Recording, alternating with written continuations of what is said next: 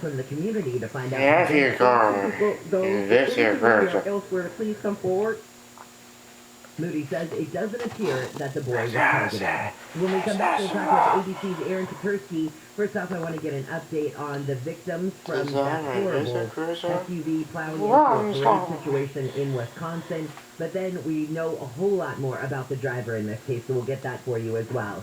Let's find out why it's slow on the 91. Nick Palliotini, good morning. Good morning, guys, because it's 5:05 a.m. and folks are joining us on the roadways, and that is pretty much it. A couple of top 10 titles for wrapping up for the overnight and early morning hour drive. As you make your way westbound along the 91, now we'll be slow going for you from Tyler as you make your way toward McKinley, and eastbound side of the 91 also a little bit slow going through the same stretch of Magnolia as you make your way back toward Tyler. So definitely heads up for you guys to come and going for the drive along the 91. Got an update rather on this or anything else slowing you down. Pound 250 on your cell phone. Keyword is Kfi traffic further westbound on the 91. Through Corona off the 15 as you make your way past Green River. Definitely light patchy delays showing up for your drive there. Earlier stall in the southbound lane area, cleared from lanes on the northbound side near Gage, and also as you make your way through the Valencia area, or rather maybe Stevenson Ranch on the southbound side of the 5 near McBean Parkway, got a crash cleared to the right shoulder. KFI in the sky helps get you there faster. I'm Nick Palliotini.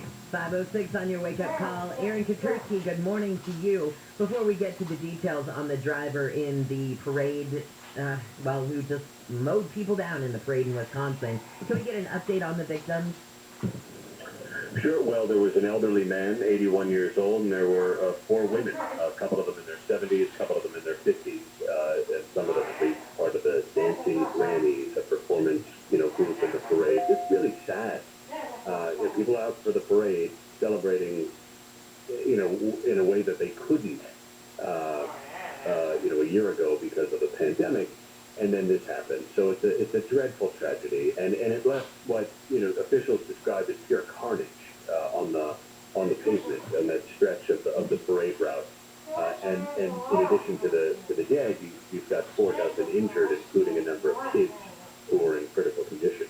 What broke my heart was last night they had a vigil for the victims, and it was kind of surrounded in a way by dump trucks and trash trucks and school buses, I think I saw, and I saw somebody on TV ask, hey, why do you have all of these, big vehicles around? And the person's comment on there was to make people feel safe so that somebody else doesn't plow down the street. And I thought, what an awful thing to have in the back of your mind. Well, and what's interesting is that's been part of parade-type security, at least in New York and in other cities since Nice and the Christmas attack in Nice. Right. And interestingly, this wasn't that. Right, like the walkish does not at this stage appear to be terrorism. The police said it does not appear like this guy set out, hey, I'm going to go do this thing on this day.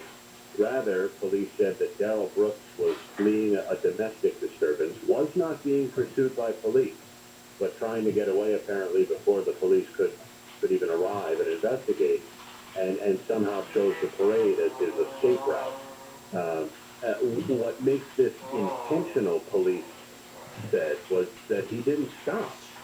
He just kept going, even as he's clearly mowing people down and leaving that trail of horror behind him. Okay, and Daryl Brooks seems to be no stranger to mowing people down with a vehicle. Well, that's right. Earlier this month, on November 2nd, he was arrested for using what appears to be the very same 2010 maroon Ford Escape to strike down his girl, to run over the mother of his child. They'd been in a fight. He punched her at some point, ordered her to get in the car. She walked away. This was all at like a gas station in Milwaukee County. And finally, he ran her over. And when he was arrested, he was bonded out at $1,000 bond. And the prosecutor now concedes that bond recommendation was irresponsibly low. And we're going to talk actually with your colleague, Sarah Isker, coming up about just the bonds overall and what we're kind of seeing nationally with this, and just sort of a trend, I guess you could say. Now, when it comes to this guy now, where is he? I assume he's being held? Yeah, he's being held. He's got a court appearance today. Police have recommended 5 counts of intentional homicide, and we'll see what prosecutors ultimately decide. We don't see a reason why they would diverge from that recommendation, but we'll see when the complaint's unsealed when he appears in court later on this afternoon. A couple of things came out yesterday, and I'd never heard if they were confirmed or not, that cops might be looking for other people who were in the vehicle with them, and that driveway where they found the SUV parked backed in with the, damage clearly showing. Do we know whose house that was or anything yet? I don't know, and I don't think there were any accomplices. The police chief said that he's pretty confident that Brooks acted alone. Now, what we haven't heard is whether he might have been, on something. Was he drunk? Was he high? Because it's quite erratic, and clearly he did not do all he could to avoid people as he was, speeding through the parade route. So I think that's another question, but we haven't heard any answer to that yet. All right. Aaron, thanks for letting me know what you know so far. I appreciate it, and I'm sure we'll talk again soon. Good day, Jen. See you. All right, see ya. ABC there in Turkey. When I read last night that this was the car that he was accused of to hit the mother of his child in, I thought, this is this guy's MO. This is what he does. And it just made it even crazier and crazier. And then when I got the chance to talk to somebody about how in the world does a guy like this get out on bail? That's why we're doing it at 5:35. All right, let's get back to some of the other stories coming out of the KFI 24-hour newsroom. The prosecution is set to give its rebuttal this morning in the closing arguments of the Amman Artery trial. Defense lawyers for the three men accused of chasing down and killing Artery last year in Georgia started closing arguments yesterday. They say the men were trying to protect their community from a possible burglar. A good neighborhood is always policing itself. The jury is expected to start deliberations after closing arguments are finished. Well, it looks like Frank Underwood's got to pay up. Kevin Spacey and his production companies have to pay the House of Cards studio more than $30 million because of losses due to his firing from the show for sexual misconduct. An arbitration decision yesterday said Spacey breached his contract by his treatment of crew members on the Netflix political thriller. Studio MRC had to rewrite and shorten the sixth and final season to get rid of Spacey's President Underwood, causing tens of millions in losses. Mark Ronner, KFI News. Lawyers for LA County have asked a judge to dismiss a lawsuit filed by Kobe Bryant's widow over photos taken of the crash that killed Bryant, his daughter, and 7 others. The attorney claims Vanessa Bryant's claim of emotional distress caused by the photo is hypothetical because the images were never shared publicly. The attorneys say there is no standing to sue for what may or could happen. The Biden administration says it has ordered 50 million barrels of oil be released from strategic reserves to bring down energy costs, including gas prices. The release will be done in sync with other major energy consumers, Japan, India, South Korea, and the UK.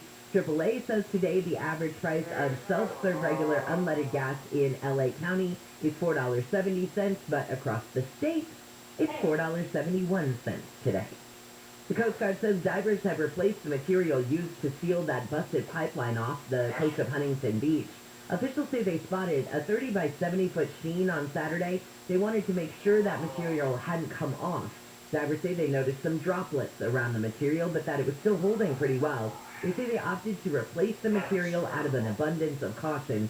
The Coast Guard has issued a party in interest notification to the cargo ship Beijing for its possible role in damage to the pipeline. It's the second ship now to get a notice.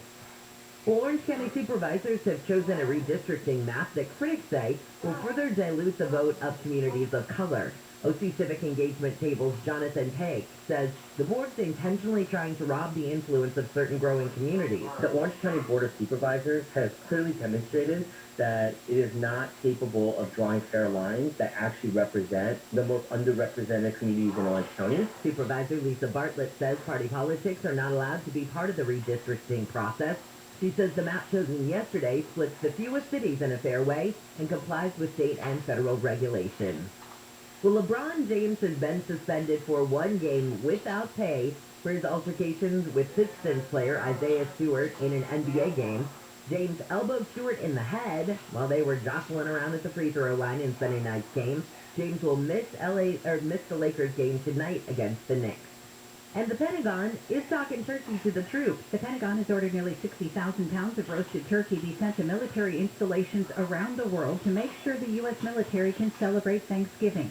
The Defense Logistics Agency also delivered more than 390,000 pounds of traditional holiday fare, including ham, sweet potatoes, and pies to ships and bases worldwide. As one senior commander put it, it's important to provide that taste of home. As of last year, there were about 170,000 active duty service members deployed to more than 150 countries. Amy King, KFI News. When we come back, I'm going to introduce you to one of two brothers who decided to quit. Just up and say, shove it to their 9-to-5 job in search of more meaningful work, and boy have they found it, buried in the warmth of a blanket. So we'll talk with Nick Fiorito in just a second about blankets of hope. Right now, I'm hoping that things are a little better around Stevenson Ranch.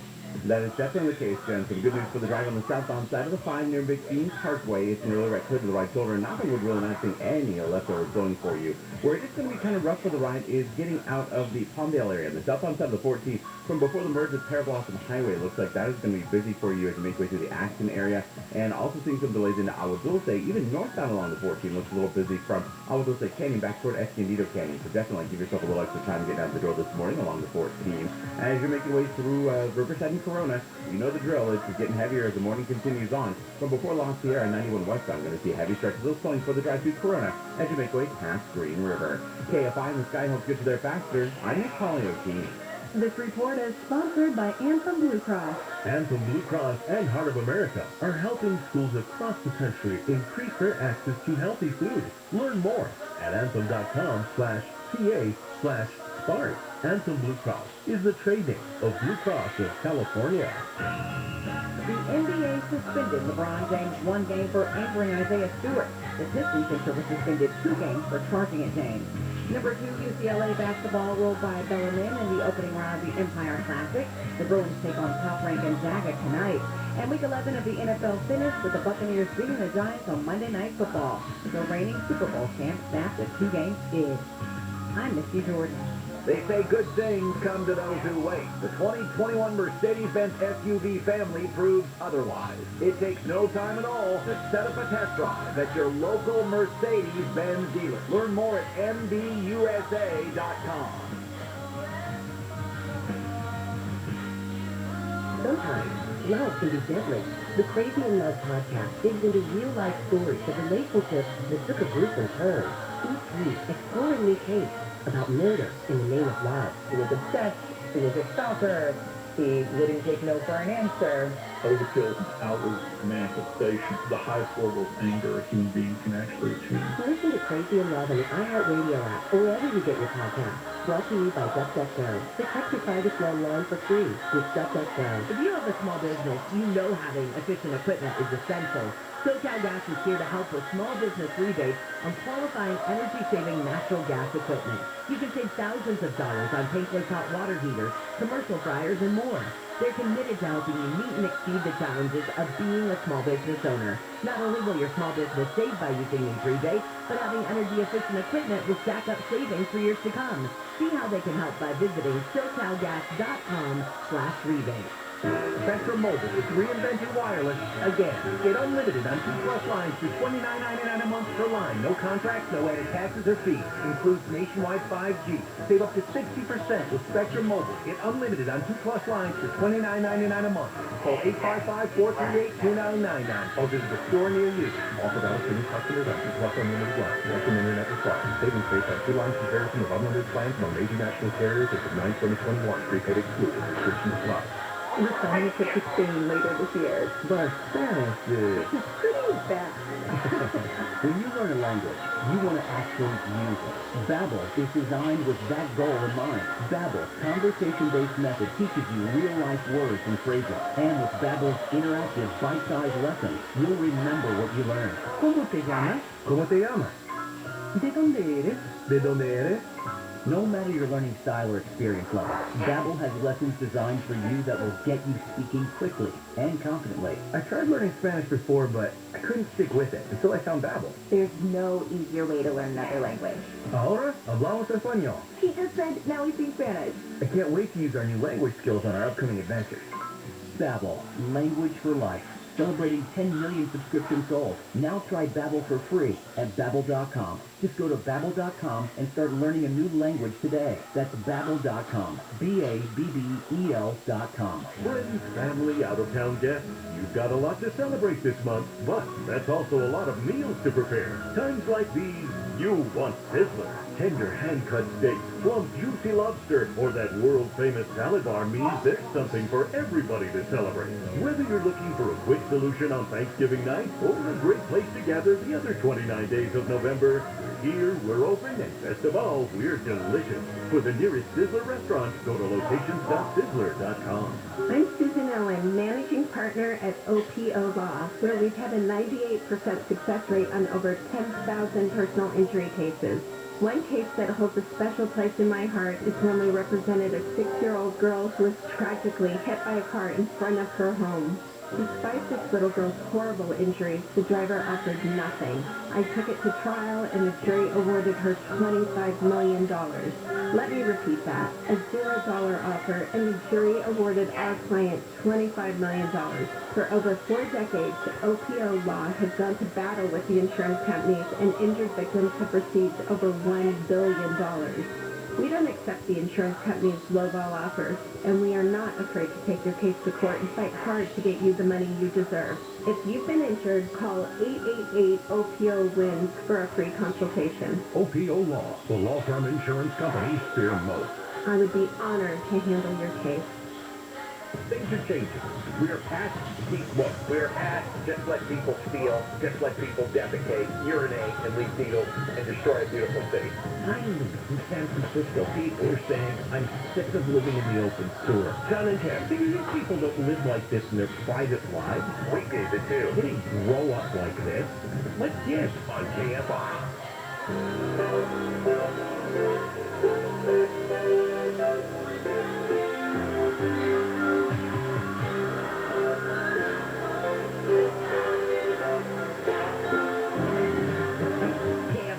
AM 640 live everywhere on the iHeart Radio app. Glad you're with me on this Tuesday. I'm Jennifer Jones-Lee, and some of the stories we're watching in the KFI 24-hour newsroom. The Port of Hueneme says it will help LA and Long Beach clear out some of that bottleneck, and also the ports now say that they will once again delay a deadline to charge companies that allow their containers to sit on the docks longer than necessary. A vigil's been held in Wisconsin to honor the people who were hurt and killed in the Waukesha holiday parade. The Biden administration says it's ordered 50 million barrels of oil released from strategic reserves to bring down energy costs, including gas prices, which, by the way, today are $4.71 in California. And the prosecution is set to give its rebuttal this morning in closing arguments of the Ahmaud Arbery murder trial. 5:35, we'll talk with ABC's Sarah Isker. I want to look at a couple of things in the criminal justice system, as I was talking about earlier. First off, I want to talk about Daryl Brooks, the guy who tried to run over his girlfriend and then plowed over people in the Waukesha parade.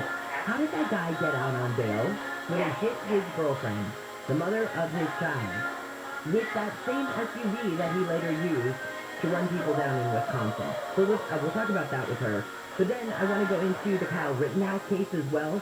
What was it exactly that the defense team did that got Kyle Rittenhouse acquitted, putting him on the stand? Was it the judge getting mad at the prosecution from the jury? Combination of things.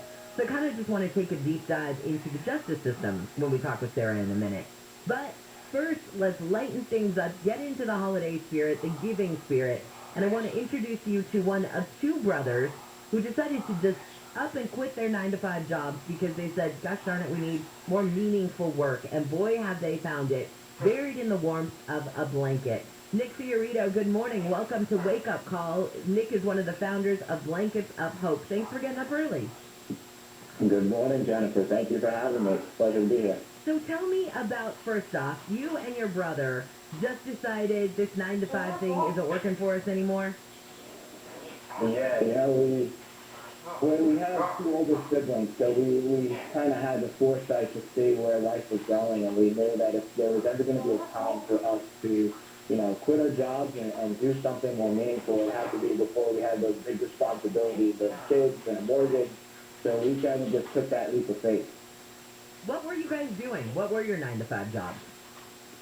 So I was working in corporate America in the business world for a Fortune 100 company, and my brother was working at a startup, actually, that came out of Y Combinator in California. So we both had these really great jobs on paper, made our parents super proud and happy, but we decided to scare them a little bit when we decided to quit. Oh, I have no doubt. They were probably like, what have we done? What did we not teach these boys? Oh, my God. So you wanted to find some meaning. Where did you find this meaning, and where and when did you guys come up with the idea of Blankets of Hope? Yeah, it was, to be honest, it was a journey, right? So when we took that leap of faith, we were riding that high as soon as we quit the job, right? But that high, too, came crashing down when we went from one idea to the next, really failing every step of the way. And as you can imagine, when you're going from getting a paycheck every 2 weeks to now being in the wild, wild west of entrepreneurship where you don't know where your next paycheck is going to come, it was a really difficult time. And now, fast forward 6 months later, we still hadn't had any traction, and there was a lot of sleepless nights. And on this one specific night, I couldn't sleep, and all of a sudden, this image of a homeless man popped into my head. And when I was commuting into my corporate job in New York City, I would get off the train every day, and I would pop up out of the subway, and every day I would see this homeless man sitting on the park bench as I walked into my office. And every day I would have this conversation with myself, and I would tell myself, I want to do something to help him, I want to do something to help him. But I never did. And for some reason on this night, it came back into my head, and a little voice basically just whispered, if not now, then when?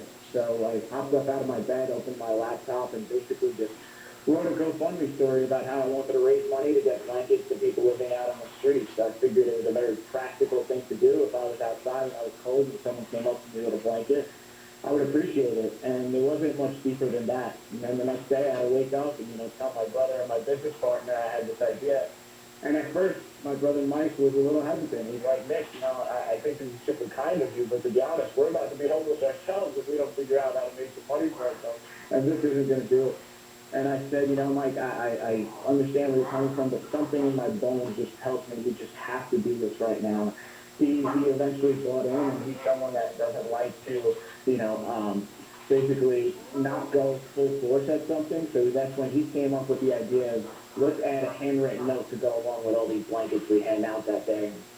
And we just basically went out into the city with our family, handed them out, had an amazing day. When you're giving and you expect nothing in return, that's the real juice of life. One thing that we did before we went out was actually buy a little camera to document the day to show the people who donated kind of where their money was going. And when we got home, Mike took that video, put it in Final Cut Pro in 20 minutes, and put together this crappy little video. We put it on our Facebook page, and that's it. Blankets of Hope, this fun family project was done. That's what we thought, at least. Is that crappy little video, the 2-minute video that is on your website, Blankets of Hope? Because it's an awesome video. It totally touched my heart yesterday. No. So that video, the original video was the one that the venture capitalist that's actually in your neck of the woods, California, he came across our video. He reached out to us after seeing it and sent us an email saying, hey, I would love to help you guys out. And because of him, Todd Chafee, he basically got us to really start dreaming bigger about the impact we could make with this, small family project, and now it's really turned into this massive movement of kindness that it is today. That's okay. So now that you've got this movement in effect, what are you guys doing with Blankets of Hope? How can people get involved? Because this is the time of year when, California never gets cold. I mean, I think we're going to be in the 70s today, but we have a couple of months where even here it gets chilly, and you start to go, oh my gosh, yeah, what about those people on Skid Row? What about those people? They need something. Or schools, kids around here. How do we help them? Yeah, so I think just to take a step back, so right now, Blankets of Hope has transformed and has impacted 50,000 lives because now we partner with schools across the country to get involved in this movement of kindness. And we put these students through a kindness workshop where they now write handwritten letters, add them to their blankets, and then deliver them to local homeless shelters in their community. Just to give people, a big picture of how Blankets of Hope operates right now. In terms of how to help, thank you for asking that. Yeah, I think I always like to tell people that there's really 3 ways to help. And the first one is really just to be kind today yourself, right? Because our mission with Blankets of Hope at our core is to inspire a global movement of kindness. And we really believe that it starts with us every single day with the kindness we express to ourselves, our coworkers, our families, the strangers we see on the street. And we think it's more than just an act, but a lifestyle and a mindset. So the first way, anyone listening, is to have the intention to go into your day today to be kind. And then at a more practical and specific level towards Blankets of Hope, if you know any teachers or educators that you would want to get involved in this movement and help and have students participate through and go through this kindness workshop where they can get involved, pass along our website to them, blanketsofhope.com. That would be awesome. And then finally, blanketsofhope.com to make a donation, and that would go towards getting these blankets into schools and into homeless shelters. Because of our 100% model, 100% of your donation goes directly towards the cause, to buying blankets, getting them to schools, and then into shelters. And that is so important. A lot of people need to hear that 100% model, and you guys have nailed it. Nick, I know you're clear across the country, but I wish I could hug you. It's a beautiful thing that you and your brother have done. Thank you so much, Jennifer. I appreciate the time and allowing me to share it with your audience. Absolutely, and I'll link it up to my Twitter, JJLKFI. Blanketsofhope.com is where you can go to get involved. Nick, best of luck to you guys, and keep up the wonderful work. Thank you. Send the people love your way. Hey, thanks. Right back at you. See you later. Thank you. Peace. Bye. That is Nick Fiorito. I told you you're going to love it. It's just, I don't have the guts to do what those guys did. To just be like, and I'm out. Let's see what I can do to better the world. But God bless America. I am so glad that there are people out there who do have the guts to do stuff like that. It's just, you know, we need these kinds of stories around the holiday. I feel like this is what kind of boosts you up. This is what, you know, gives you that moment of, there is still good in the world. And it's with brothers Mike and Nick Fiorito. Again, blanketsofhope.com. I will link that website up to my Twitter, JJLKFI, in just a second. All right, when we come back, now we're going to talk about the criminal justice system. How does a guy who hit his girlfriend with the SUV that he later used to plow down people in a Christmas parade in Wisconsin, how's that guy get out on bail? And then let's get into the Kyle Rittenhouse trial a little bit. What was it specifically that the defense team either pointed out or put Kyle Rittenhouse on the stand, or the judge getting mad at the prosecution? What was it exactly, or a combination of all those things, that acquitted Kyle Rittenhouse? Because a lot of people are upset about his acquittal, but I want to focus on what it was. We oftentimes focus on what the justice system gets wrong. What did the justice system get right in this case? So I want to look at both sides of that. So that's straight ahead. Nick, what's up on the 101? Not real sure. In fact, this is when I want to be Angel Martinez and say, KFI is on the road, and pass along an update on the KFI traffic tip line. Pound 250 on your cell phone. Keyword is KFI traffic. Definitely seeing a rough ride for you on the southbound side of the 101, coming away from Barham Boulevard as you make way beyond Highland toward about Vine, but not sure what is causing those delays. So if you have an update again, pound 250 on your cell phone. The keyword is KFI traffic.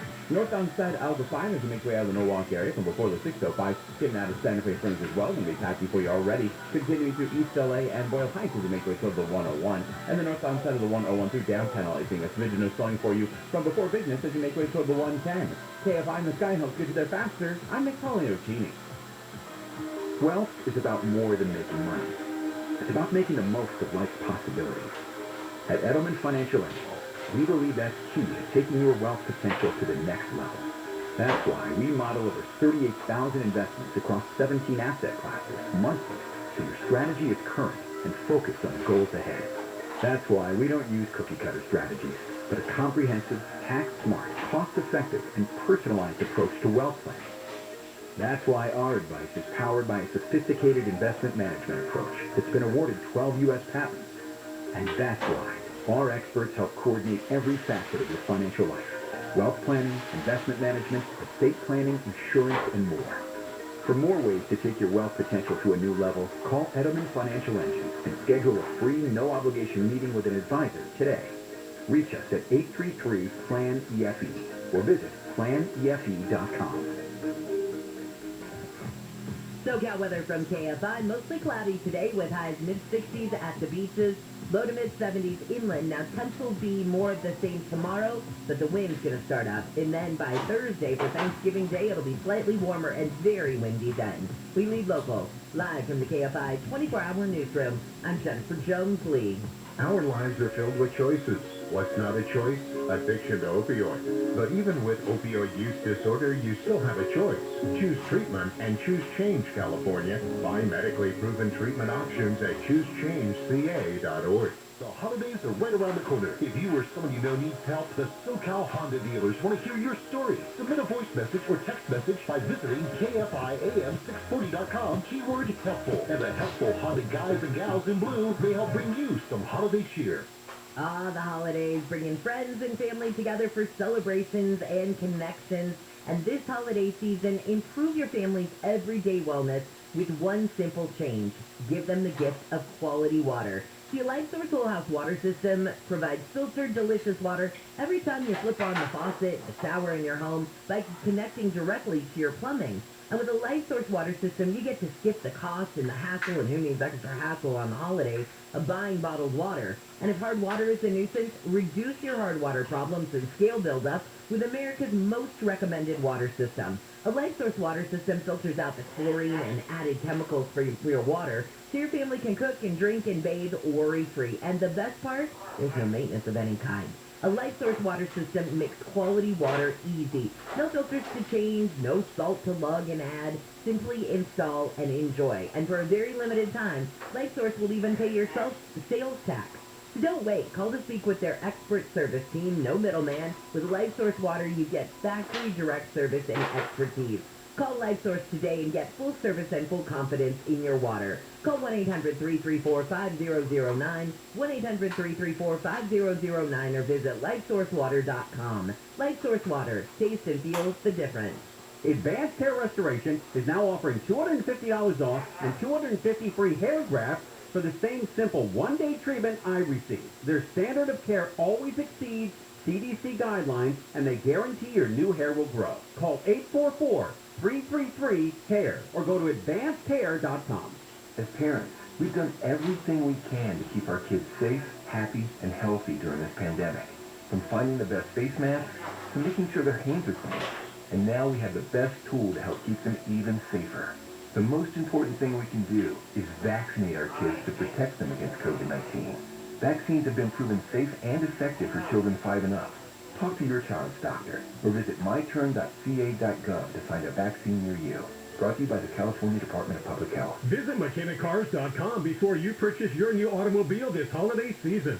The 11th annual KFI Pastathon is here, helping Chef Bruno provide over 25,000 meals to hungry kids every week. Here's what you do. Donate at pastathon.com. All donations go to Caterina's Club, feeding children in Southern California. Donate $10 or more during checkout at any Smart & Final store in California, Arizona, or Nevada to provide 14 meals, courtesy of Barilla Pasta. Drop off your donation at the Anaheim White House now through December 4th. More locations at pastathon.com. The 11th annual KFI Pastathon with Smart & Final, Barilla Pasta, and KFI AM 640. More stimulating talk.